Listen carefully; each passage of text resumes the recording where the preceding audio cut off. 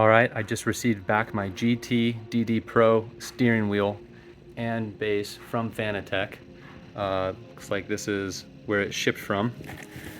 First thing I notice is I have this. It was in the box. This is clearly broken.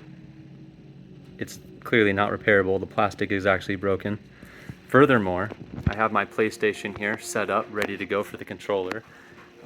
Furthermore, I will also add the USB-C is plugged in. Everything's plugged in correctly. Got my wire running to the back of my PlayStation right here in the USB.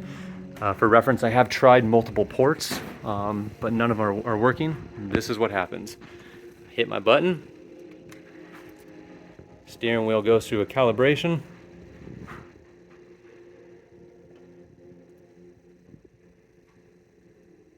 From there, the button goes through all the different colors like it did before. I can press it, nothing happens. Nothing on the steering wheel here. Can't push that, that does nothing. PlayStation's still on, everything is connected. Now, and for reference, I could easily just take my normal PlayStation controller, connected, as you'd expect.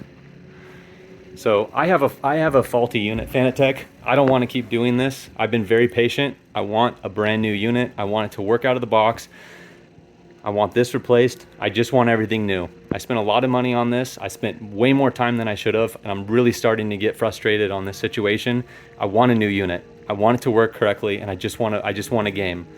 So I'm gonna send you guys this link, the RMA. I have the RMA number. I'll include it in the email, but whatever you guys did, it did nothing. And I'm really getting upset about it, but let's get this resolved together. I want a new unit.